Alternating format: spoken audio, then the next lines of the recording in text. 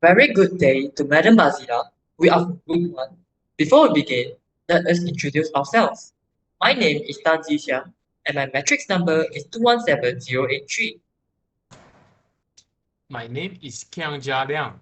My matrix number is 215396. My name is Yusuf Muhammad Ibrahim Muhammad Hassan and my matrix number is 213753. My name is Haras Hakimi bin Muhammad Abidin. My matric number is 214124. My name is Haziq Tariq bin Khairul Anwar and my matrix number is 214140. So, is everyone ready? Yes, I'm ready. I'm ready as well. Me too. Yes, indeed. Alright then, let's begin right away. It is beyond the shadow of a doubt that social media networks have occupied an irreplaceable role in the contemporary lives of university students.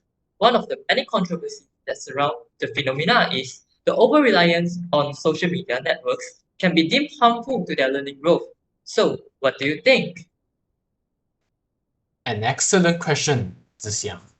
From my point of view, I do think that social media networks are detrimental to the students' learning growth as people nowadays are too invested into social media networking platforms such as WhatsApp, Facebook, Twitter, etc.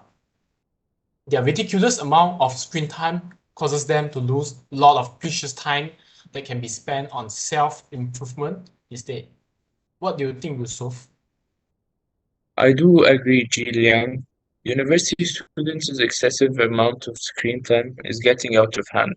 This is especially true when it develops into an addiction, as an article from the National Library of Medicine stated. Studies have convincingly documented that social media addiction is common among university and college students. And this in turn will lead into endless procrastination. On top of that, short video platforms are increasing and making students get distracted and lose grasp of time when scrolling through social media. Do you agree with me? I am sorry to interrupt, but I totally disagree with the point. According to the University of Southern California, unlike addiction, frequent social media users sometimes benefit and sometimes suffer. That's why a more accurate description is habit. Addiction is just harmful. Social media can help students with studying, improve grades, as they have ways to connect to many resources that they can't get in touch with physically. Yusuf, for your point, I understand where you are coming from, but I also don't agree with that perspective. In my experience, students are more motivated to learn from their peers online. They can use their social media to interact and receive feedback from one another even outside the learning period. Furthermore, social media allows users to edit and share new forms of textual, visual, and audio content in a blink of an eye. Personally, social media can be used to assist the learning process. How about you, Hakimi? That's a good point, Torek. But I have another idea about it. I feel that social media usage can be detrimental to some students. I think that it has become a norm that students do not utilize their precious time to study, but instead are wasting their precious time by checking social media too often for non-academic purposes. Many tend to use social media as their coping mechanism to relieve stress, but without with sufficient self-control, students tend to overuse the platform and become addicted, which takes away the time from their studies. How about you, Zishang? Do you have any other opinions? Thank you for asking, Hakim. Just to confirm, what you're saying is that the students who lack self-discipline will end up dilly-dallying too much as they engage in meaningless activities online to the extent where it may even affect their studies.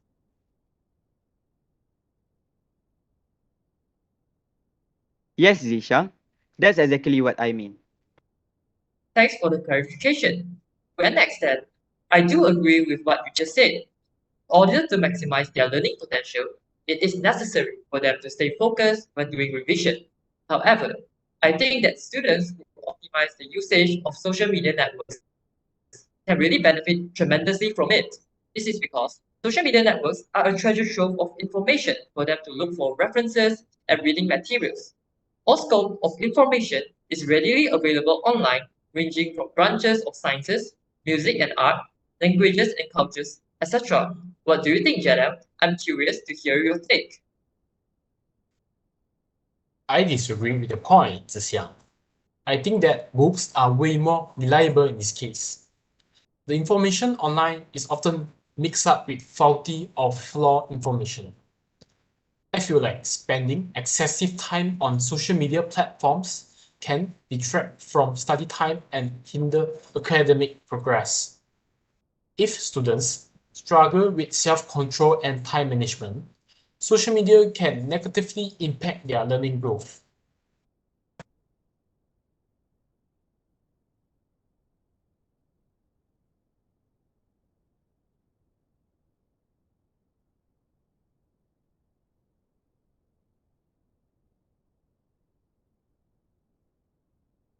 Sorry, Yusuf. I think you do not open your mic.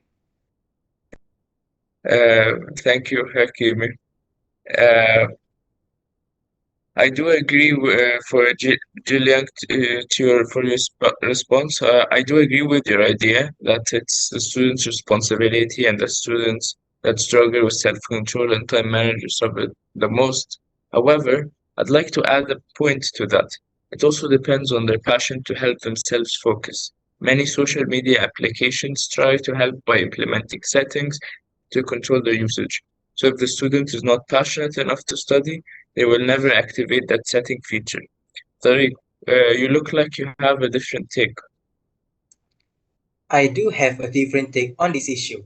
According to research made by International Journal of Recent and Innovation Trends in Computing and Communication, IGRITCC, social media provides the ease and speed with which students can upload media to be shared with other students. It results in a greater amount of sharing creating works. In addition, the convenience of being able to seek assistance from lecturers, friends, and families through online platforms will ease their learning process by leaps and bounds. What do you think, Hakimi? And can you clarify your previous point as well? Thank you for asking, Tariq. Sorry if I was unclear. Let me share my point again. As I was saying, I do believe that only certain students will be addicted to social media. Some students lay in bed and just do nothing after the whole day classes, do not revise the lecture, and only scrolling social media to release stress. End of the day, they have an unproductive day and get lost from study. When the test is around the corner, they feel hopeless because they do not have enough time to study, and this surely affects their academic performance. That makes perfect sense to me, Hakimi. After all, the major negative effect of using social media in learning is addiction. Without disciplines, they tend to misuse the main purpose of using this kind of technology, which can make their learning easier. In addition, I do find that students who use this social media as their learning medium will only rely on the accessibility of information on social media or websites to provide answers. Without it, they cannot develop their skills any further. Do you have anything else to add, Zishang? I think you hit the nail on the head with that statement. University students who abuse the usage of social media networking websites such as Quick Math and ChatGPT to complete their assignments for them completely defeats the purpose of the assignments in the first place. However, my humble two cents are as follows. Social media networks are an excellent site for the exchanging of ideas. This is because internet users can share their varying opinions and different approaches to an academic problem or topic. As a result, this will stimulate a healthy discussion where university students can develop their critical thinking skill, which is beneficial for their studies. Thank you everyone for the discussion. I think our discussion time is coming to an end and we can finally conclude our discussion. As discussed, social media has many negative effects on students' learning growth, that included addiction, distraction, and abusive use of social media. Nevertheless, we provided reasons for why social media is helpful as well, including sharing of ideas and stress relief. However, overall, the cons outweigh the pros. Therefore, we all agree that social media networks are detrimental for university students' learning growth. Is that right, everyone? I agree with you, Yusuf. I totally agree with all of you. I also agree with all of your points. I agree as well, and I think that marks the end of our discussion. Thank you, Madam Bazila, for watching our discussion.